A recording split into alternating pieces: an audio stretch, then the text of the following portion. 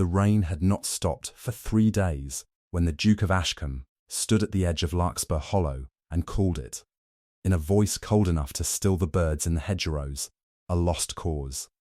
He said it the way men of his rank said most things, quietly, and with the absolute certainty of someone who had never once been proven wrong in his own hearing. Behind him, his steward held an umbrella that did nothing against the slanting rain, and beside him, his solicitor held a leather folio containing a deed that, in a matter of hours, would no longer belong to anyone in the Ashcombe family. The house before them, half swallowed by ivy and years of silence, seemed to lean forward slightly, as though listening. A ruin, the Duke said, dressed up as an inheritance. He did not know, as he turned his back on the crumbling fade and climbed into his carriage, that within 3 years, men of his own rank, dukes, earls, men who had never in their lives lowered themselves to ask for anything, would be writing letters, sending emissaries, and standing at that very gate, begging for the chance to buy what he had just so carelessly discarded. He did not know, because no one ever does, that the story of a house is rarely the story of its stones. It is the story of the people who refuse to let it die. Larkspur Hollow had been built in 1741 by a man named Josiah Render, a wool merchant who had married above his station and spent the rest of his life trying to prove he belonged there. The house he built was too large for its purpose, too ambitious for its position in the county, and too beautiful, some said, to have been built by a man of trade at all. It stood at the end of a long avenue of lime trees, its windows facing east so that the first light of every morning struck the entrance hall like something ceremonial. For 100 years it had passed quietly between families who loved it and families who merely occupied it, until at last, through a tangle of marriages and debts that no one outside the family fully understood, it had come, unwanted, into the hands of the Ashcombe estate. The Duke had inherited it as one inherits an old debt, with irritation rather than gratitude. He had visited it exactly once, on that rain-soaked afternoon, to confirm what his agents had already told him, that the roof had failed in the west wing, that the gardens had gone to bramble, that the tenant farms had not turned a profit in a decade, and that the sensible course, the only course a man of business could take, was to be rid of it as quickly and as quietly as possible. What he did not say aloud, though it lived somewhere beneath his irritation, was that the house unsettled him. There was something in the stillness of its rooms, a stillness that did not feel empty so much as withheld, that made him want to leave before the light changed. He would have denied it, of course. Men like the Duke of Ashcombe did not admit to being unsettled by a house. He signed the papers that would send Larkspur Hollow into a public sale within the month, and he did not think of it again. Not for many months at least. Not until her name began to be spoken in rooms where his own name was spoken. Her name was Miss Eleanor Vance, and when this story begins in earnest, she owned nothing at all. She was 23, the only surviving child of a naval captain who had died at sea leaving debts instead of a fortune, and a mother who had followed him to the grave 2 winters later, worn thin by grief and by the particular exhaustion of pretending, for the sake of appearances, that nothing was wrong. Eleanor had spent the 18 months since her mother's death as a companion to her aunt Mrs. Prudence Harlow, a woman whose charity came wrapped in reminders, daily, sometimes hourly, of exactly how much it cost her to extend it. She did not yet understand how much her life was about to change. She understood only the small, grinding humiliations of dependence, the second-hand gowns let out at the seams, the seat by the door rather than the fire, the way conversations paused when she entered a room and resumed, subtly altered, once she had taken her place at the edges of it. There is a particular kind of loneliness that belongs only to those who have fallen, not the loneliness of never having had, but the loneliness of remembering exactly what was lost. Eleanor remembered her father's study, warm with pipe smoke and salt air, and her mother's laughter carrying through the halls of a house that no longer existed. Sold within a fortnight of her father's death to settle debts he had never spoken of. She remembered these things the way one remembers a language once fluent, and now half forgotten, and it was this memory, more than anything, that kept her upright through the small daily cruelties of her aunt's household. Mrs. Harlow was not a wicked woman, only a narrow one. She believed, with the unshakable confidence of the comfortable, that gratitude was owed in proportion to charity given, and she extracted that gratitude from Eleanor daily, in comments disguised as concern. "You must not expect too much from life, my dear," she was fond of saying, usually while examining Eleanor's mended gloves with the expression of polite despair. "A woman in your position must learn to be content with a small share." Eleanor had learned, over 18 months, to receive such remarks the way one receives weather, without argument, because argument changed nothing, only exposed the argued more. She had learned to make herself smaller in rooms, to speak only when spoken to let her intelligence show only in the small. Safe places where it would not be mistaken for ambition.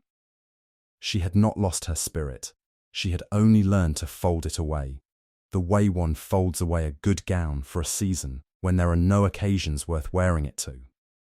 What no one in her aunt's house understood, what Eleanor herself barely understood, was that folding away a thing is not the same as losing it. The letter arrived on a Tuesday in March, delivered by a solicitor's clerk, who seemed faintly embarrassed to be delivering it at all, as though he suspected some mistake had been made, and did not wish to be blamed for it. It informed Miss Eleanor Vance that she was the sole beneficiary, under the will of a great uncle she had met perhaps twice in her life, and remembered only as a distant, silver-haired man who smelled of tobacco and rarely spoke, of an estate known as Larkspur Hollow, together with its remaining lands, outbuildings, and such furnishings as had not already been sold at auction. Mrs. Harlow, upon hearing the news, did not offer congratulations. She offered, instead, a long silence, followed by the observation that a ruin was still a ruin, whatever name one gave it, and that Eleanor would be a fool to imagine her fortunes had changed simply because her circumstances had. "You will find," she said, folding her hands with the satisfaction of a woman who believes she is being kind by preparing someone for disappointment, that an inheritance of nothing is still nothing. Only now it has your name attached to it. Eleanor said nothing in reply. But that night, alone in the small room she had occupied for 18 months, she took out the solicitor's letter and read it again by candlelight, and something in her chest, something she had folded away so carefully, for so long, that she had almost forgotten its shape, began, very quietly, to unfold. She did not yet understand what waited for her at Larkspur Hollow. She understood only that for the first time in 2 years, something in the world belonged to her, and no one could take it away by simply saying so. The carriage that brought her to Larkspur Hollow arrived at dusk, which she would later think was fitting, because dusk is the hour when a house shows you its truth, not the bright confidence of morning, nor the settled peace of full night, but the uncertain hour when shadows have not yet decided what shape to take. The avenue of lime trees had grown wild, their branches meeting overhead to form a dark tunnel through which the last light fell in broken pieces. The gravel drive was choked with weeds, and at the end of it, Larkspur Hollow stood exactly as the Duke of Ashcombe had left it 8 months before, silent, ivy-choked. Its windows dark save for one, high in the west wing, where a single candle burned behind glass that no one, according to the solicitor's records, should have had any reason to light. Eleanor noticed it and said nothing. She would learn, in time, that this house rewarded patience and punished curiosity spoken too soon. She was met at the door by a woman named Mrs. Agatha Boyle, the housekeeper, who had remained at Larkspur Hollow through every change of ownership for the past 30 years, paid a pittance by whichever solicitor currently held the estate's affairs, kept on, it seemed, more out of habit than necessity. Mrs. Boyle was a tall, spare woman with grey hair pinned severely back and eyes that missed nothing. She curtsied to Eleanor with the correct degree of respect and said, in a voice carefully arranged to reveal nothing at all, "Welcome home, miss. I hope you will find it as it should be." It was, Eleanor would later realise, a curious choice of words. Not welcome to your new home. Welcome home, as though the house had been waiting for her specifically and had simply misplaced her for 23 years. The rooms she was shown through that first evening confirmed everything Mrs. Harlow had predicted and nothing that Eleanor had feared. Yes, the West Wing had suffered water damage, and yes, several of the reception rooms stood empty of furniture, their walls marked with pale rectangles where paintings had once hung. But the bones of the house, and Eleanor, who had grown up in a house that loved its inhabitants, recognized bones when she saw them, were sound. The proportions of the rooms were generous without being grand. The staircase curved with an elegance that no fashion could improve upon, and the light, even at dusk, even through dust-filmed windows, fell across the floors in long gold bars that made the whole house feel, despite its decay, less like a ruin than like something merely sleeping.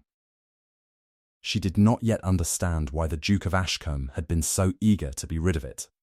That understanding would come later, and it would come slowly, the way all real understanding does. Not as a single revelation, but as a series of small, uneasy observations that refused, for a long time, to arrange themselves into a shape she could name.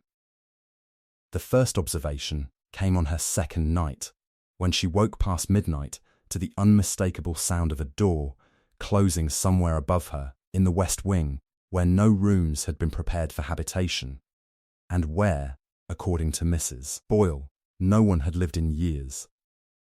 She lay still for a long moment, telling herself it was only the house settling, the way old houses do. But she had not imagined the candle in the window on the night of her arrival, and she did not imagine, 3 nights later, the faint sound of footsteps crossing the floor above her own chamber, slow, deliberate, and entirely unlike the sound of settling wood. She said nothing to Mrs. Boyle, not yet.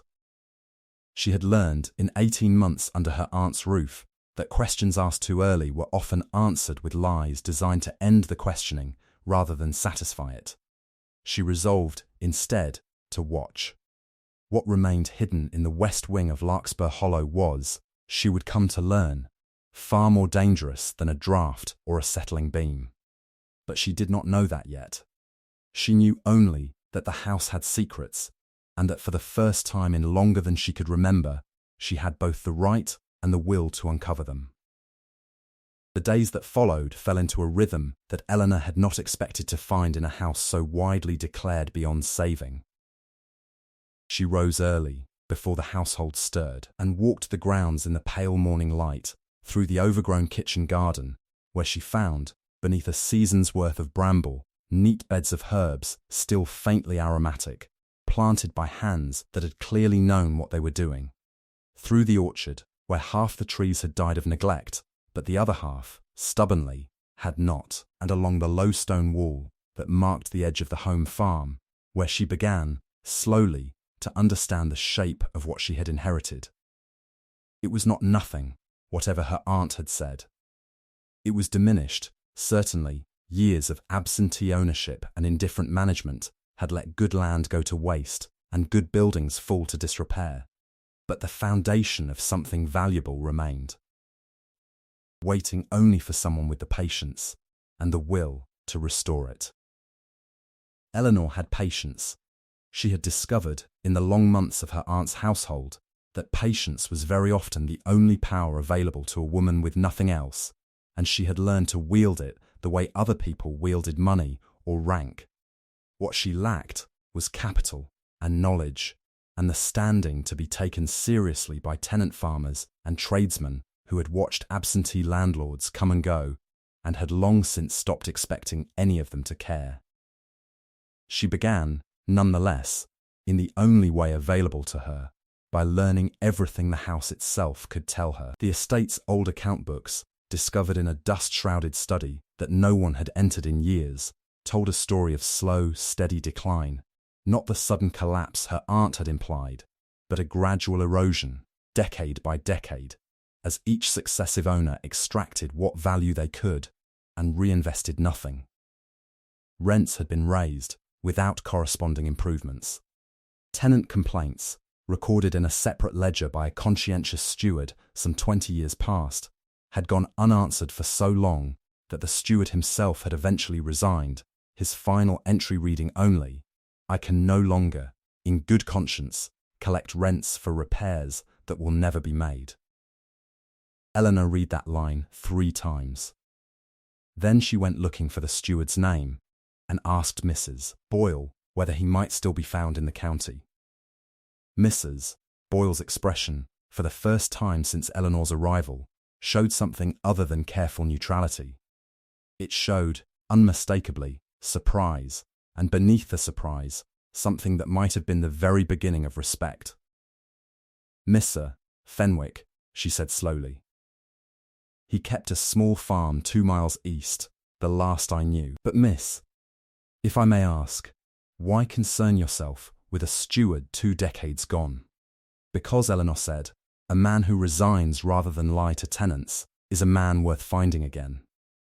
It was, though she did not yet know it, the first decision that would begin to turn the fortunes of Larkspur Hollow, and it was made not with money, which she did not have, but with judgment, which, it was becoming clear, she had in considerable supply.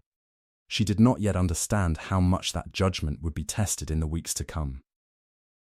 The locked room was discovered by accident, in the way that most important discoveries in old houses are made, not through deliberate searching, but through the ordinary business of trying to find something else entirely. Eleanor had been searching for linen, of all things, led by a maid named Sarah through the unused corridors of the West Wing, in hopes of finding stores that might still be salvageable. It was Sarah who first noticed that one door at the very end of the corridor bore a lock of a different make than any other in the house, newer, heavier, clearly added long after the house itself had been built. "That's Mr. Render's old study, miss," Sarah said, meaning not the original builder, but his grandson, the last owner to actually reside at Larkspur Hollow before it passed into the tangle of inheritance that eventually delivered it to the Ashcombe estate. "No one's had the key in years. Mrs. Boyle says it was lost when old Mr. Render died." Eleanor looked at the lock for a long moment. It did not look like the lock of a room whose key had simply been misplaced. It looked like the lock of a room someone had wanted, very deliberately sealed. She did not force it. Not yet. She had learned, in the account books and the steward's ledger, that this house revealed itself in its own time, and that patience uncovered more than force ever would. But she remembered the door, and she remembered, too, the candle she had seen burning in a West Wing window on the night of her arrival. A window, she now realized, that looked out from precisely this corridor. No one in the house spoke of the locked room, not directly. But Eleanor began to notice, in the weeks that followed, a pattern in the way the household staff avoided that end of the corridor. Not fear, exactly, but a kind of careful unwillingness, the sort of avoidance people practice around a grave they would rather not visit. It was Mrs. Boyle, in the end, who gave her the first real thread to pull, though she did not mean to. They were discussing repairs to the roof, a conversation Eleanor had initiated with the borrowed authority of a woman who intended to be taken seriously in her own house, whatever her aunt believed of her prospects, when Mrs. Boyle mentioned, almost in passing, that the West Wing had been closed up not because of the water damage, which had come later, but because of what happened with the old master's papers. "What papers?" Eleanor asked, keeping her voice light, the way one asks about weather rather than treasure. Mrs. Boyle's face closed like a door. "It isn't my place to say, miss. It was before my time proper. I came as a girl of 16, and by then it was already settled that the room stayed shut. I only know what the older servants told me, and half of that I'd not trust to be true." "Tell me the half you would trust," Eleanor said. And Mrs. Boyle, after a long silence in which some old loyalty seemed to war with some older curiosity of her own, said quietly, "They said old Mr. Render kept something in that room that another gentleman wanted very badly, and they said the wanting of it is what killed him." She would say no more that evening, no matter how gently Eleanor pressed. But the words stayed with Eleanor long after the fire had burned low in her chamber. Killed him. Not by illness, not by age, but by wanting. And she understood, with the particular clarity that comes at midnight in an old house, that she had inherited more than a ruin. She had inherited a mystery that someone once had been willing to kill to keep buried. Word of the new mistress of Larkspur Hollow travelled through the county the way such things always do, slowly at first, carried by tradesmen and tenant farmers, and then more quickly, once the local gentry decided the matter was worth discussing at their dinner tables. The general opinion, in those early months, was one of amused pity. A penniless young woman, inheriting a ruin no sensible man would touch, attempting, of all foolish things, to restore it herself, without capital, without connections, without so much as a husband to lend the enterprise the appearance of respectability. It was, the county agreed, rather sad and rather sweet, and entirely doomed. Eleanor heard these opinions second-hand, filtered through Mrs. Boyle's careful reporting and the occasional overheard remark at church, and she found, to her own surprise, that they no longer wounded her the way her aunt's remarks once had. There is a particular freedom in being underestimated by people whose good opinion you do not need, and Eleanor discovered that freedom slowly, the way one discovers the use of a limb long unused.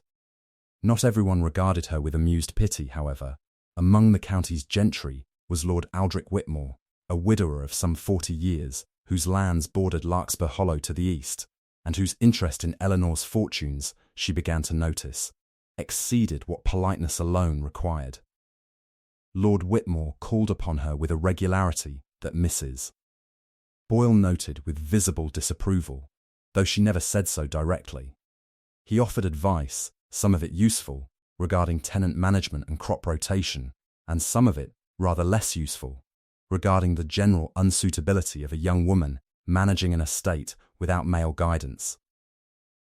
He offered, more than once, to purchase certain outlying parcels of Larkspur Hollow's land at prices that Eleanor, upon consulting the old account books, recognized as considerably below their worth. She declined each offer with the same careful courtesy Mrs. Boyle had once shown her, revealing nothing of her suspicion, though the suspicion grew with each visit. Lord Whitmore's interest in her struggling estate seemed disproportionate to its apparent value, unless, of course, its value was not what it appeared to be. She did not yet understand what Lord Whitmore knew that she did not, but she began, quietly, to watch him as carefully as she watched the house itself. It was during this period that she found the first of the letters. They were tucked into the false bottom of an old writing desk in what had once been the estate's library, a desk too heavy and too damaged to have been worth selling, and so overlooked by every prior liquidation of the house's contents. The letters were addressed to Josiah Render's grandson, the last Mr. Render to live at Larkspur Hollow, and they were signed with initials only, A.W. Eleanor read them by candlelight, her heart beating faster with each line, because the hand that had written them, though aged and different from the confident script Lord Whitmore now used in his own correspondence to her, bore an unmistakable resemblance to his signature. The letters spoke, in careful, veiled language, of a debt owed and not yet settled, of a survey conducted without the knowledge of the estate's owner, and of something buried, quite literally, on the estate's land, something the writer wished very much to recover, and was willing, the letters implied with increasing impatience, to go to considerable lengths to obtain. She did not yet understand what had been buried, or why, or what debt could possibly connect a man now dead for decades to a lord still living. But she understood, with growing certainty, that Lord Whitmore's courtship of her land was not born of admiration for her situation, however he dressed it in kind words and careful attention. It was born of something his family had wanted for 2 generations and had never managed to obtain. She resolved, that night, to find out what it was before he did. The steward, Mr. Fenwick, proved as valuable as his resignation letter had promised. Eleanor found him exactly where Mrs. Boyle had said, on a modest farm 2 miles east, an old man now, his hands twisted with the rheumatism of a lifetime's labour, but his memory as sharp as it had ever been. He received her with the wariness of a man who had learned, over 20 years, to distrust anyone connected to Larkspur Hollow, but his wariness softened as she spoke, not of profit or of pressing him for quick answers, but of the tenant ledger, and the unanswered complaints, and the resignation he had written, rather than continue collecting rents under false pretenses.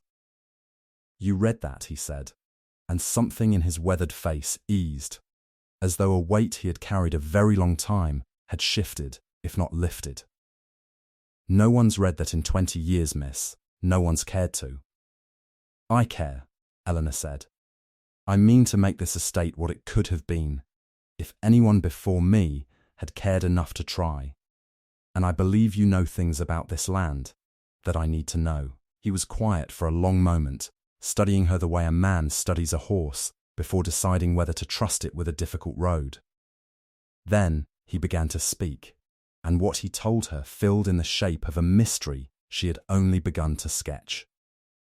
Josiah Render's grandson, he said, had been a careful man, perhaps too careful, the sort who trusted paper more than people, and who had, in his final years, grown increasingly convinced that a neighbouring family, the Whitmores, held some ancient claim upon a portion of Larkspur Hollow's land, a claim dating back to a boundary dispute settled, or so everyone believed, generations before either family's current heads had been born. There was talk, Fenwick said, of an old survey, one done before the boundaries were fixed by law, back when this whole stretch of country was still being carved up between families who fought as much as they married. Mr. Render believed the original survey had been falsified and that a portion of what everyone called Whitmore, land by rights, belonged to Larkspur Hollow. A portion, mind you, that happened to sit atop a vein of good stone, the kind quarries are built on. Eleanor felt something settle into place, quiet and cold, like the last piece of a puzzle finding its shape. And Mr. Render believed he had proof, she said. He believed it enough to spend the last years of his life searching for the original survey documents, the ones drawn up before the falsified boundary was recorded. He believed enough to lock away whatever he found in that study, and to trust no one, not even his own solicitor, with what he'd discovered. And then he died, sudden-like, of a fever the doctor called ordinary, though there were those in the household who never quite believed it was ordinary at all. And the room has stayed locked ever since, because no one living knows what's in it, miss, save perhaps the Whitmores, who've spent 30 years trying to buy this estate for less than it's worth, hoping, I'd wager my last shilling, to get their hands on that room before anyone else thought to look inside it. Eleanor sat very still, the fire crackling low in Fenwick's modest hearth, and understood at last why the Duke of Ashcombe had been so eager to be rid of an estate that on paper cost him more than it earned. He had never known what he was giving away. He had seen only the ruin, the debt, the decay, never the vein of stone beneath the disputed acres.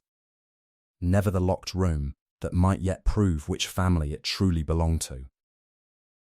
She thanked Mr. Fenwick and rode home through the gathering dusk with a new understanding of the stakes she had inherited and a new resolve that had nothing at all to do with patience, and everything to do with getting into that room before Lord Whitmore found a way to do it first. She broke the lock herself, 3 nights later, with a chisel borrowed from the estate's neglected toolshed, and a determination that surprised even her, given how carefully she had cultivated patience in every other matter since her arrival. Some doors, she had come to believe, could not be opened by waiting. Some doors required force, applied at exactly the right moment, by exactly the person the house had been waiting for. The room, when she finally stood inside it, holding her candle high against 3 decades of undisturbed dust, was smaller than she had imagined and stranger than she had feared. It had clearly been a study once. A desk still stood against the far wall, its surface layered thick with dust, and shelves along one side held ledgers and papers that had not been touched, by the look of them, since the day the door was locked. She worked through the night, and through several nights after, piecing together the story that Josiah Render's grandson had died trying to prove. The original survey, when she finally found it, folded carefully inside a false-backed ledger, clearly designed to disguise its importance, was exactly what Fenwick had described, a document drawn up nearly 70 years before, establishing a boundary line that placed the stone-rich acreage firmly within Larkspur Hollow's land, not the Whitmore estates. A second document, dated some years later, and bearing the signature of a since-discredited surveyor, redrew that same boundary in the Whitmore family's favour. A redrawing that, Eleanor now understood, had never been properly authorised, had never been reviewed by the courts, and had stood unchallenged for 2 generations simply because no one still living had known to challenge it. There were letters too, not only the ones she had already found, but earlier ones, revealing that the discredited surveyor had been paid, handsomely, by a former Lord Whitmore, the great-grandfather of the man now courting Eleanor's favour with such persistent, misplaced confidence.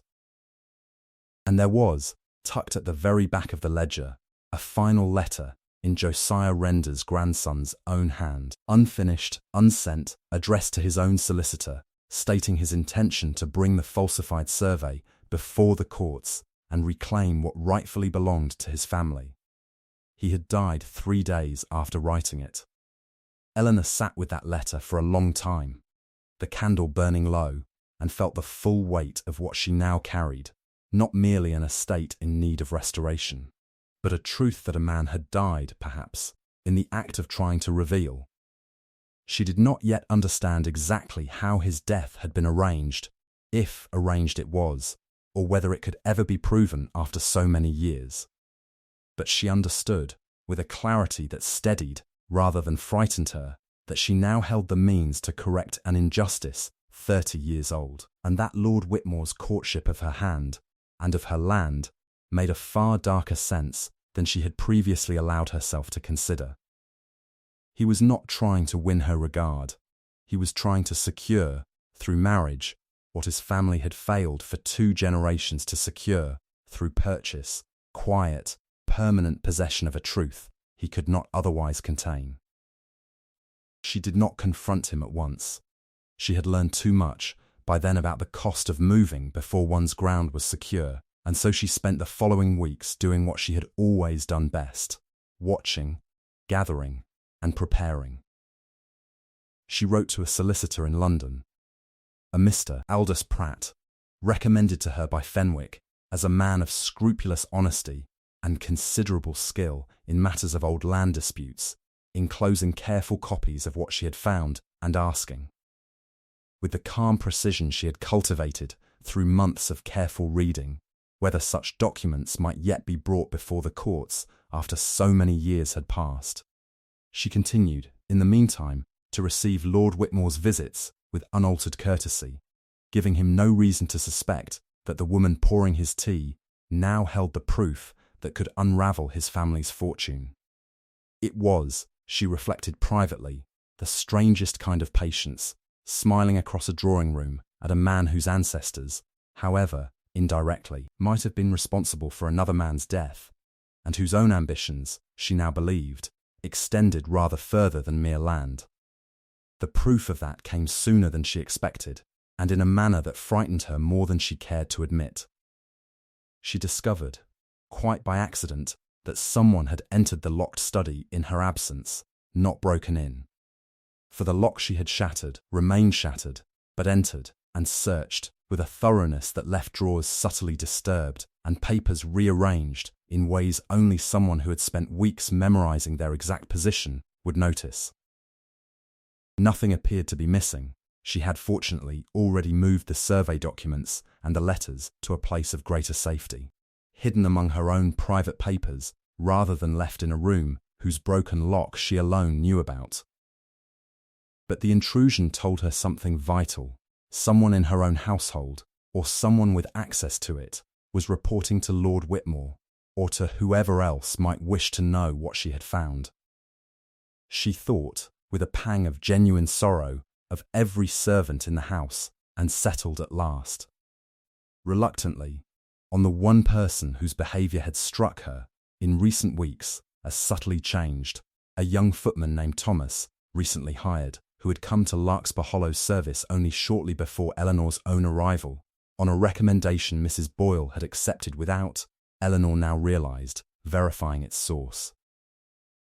She did not confront him directly. Instead, she did something rather cleverer.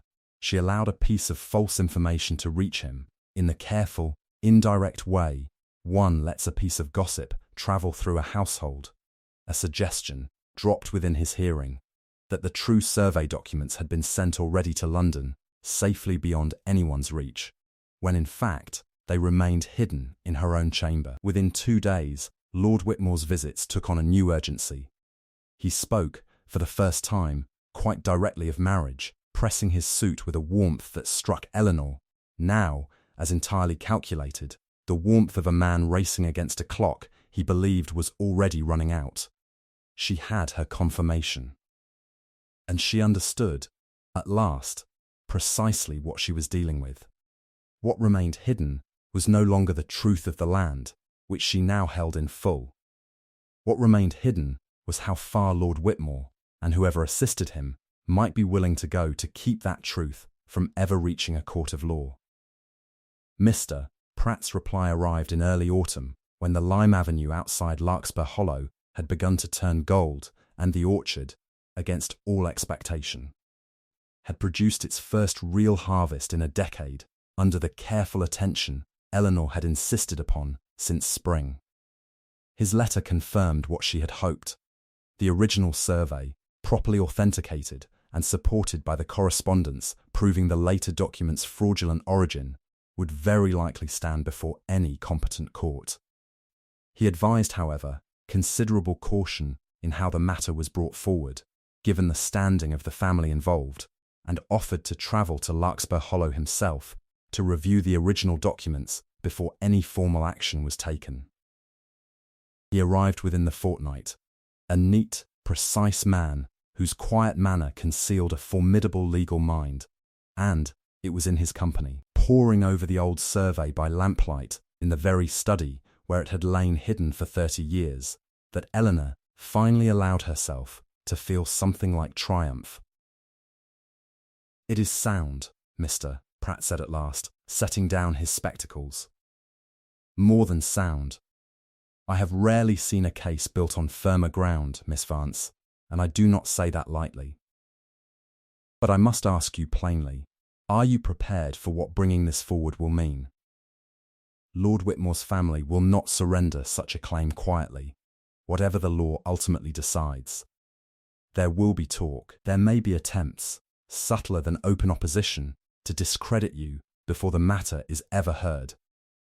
I have spent 2 years being underestimated by people with considerably less reason than Lord Whitmore will have," Eleanor said. "I find I no longer fear it as I once did." It was, in fact, precisely as Mr. Pratt predicted. Word of the impending challenge reached the county before the formal papers had even been filed, and the tone of gossip surrounding Eleanor shifted, within days, from amused pity to something sharper and more calculating. Some called her ambitious in the way that word is used to wound rather than praise. Others, more perceptive, began to reconsider entirely their earlier judgment of the ruin she had inherited, and to wonder, with the particular hunger of people who had dismissed something too quickly, whether they had misjudged its worth. Lord Whitmore himself came to Larkspur Hollow one final time before the matter went before the courts, not with warmth this time, but with something colder, more honest, showing at last the face he had kept carefully hidden through months of courtship. "You will ruin us both," he said, standing in the very drawing-room where he had once pressed his suit with such careful tenderness. "The land has been ours for 2 generations. No court in England will unwind that easily, whatever paper you believe you hold." "Then you have nothing to fear from bringing it before them," Eleanor replied, with a calm that cost her more than she allowed him to see. "Unless, of course, you already know what they will find."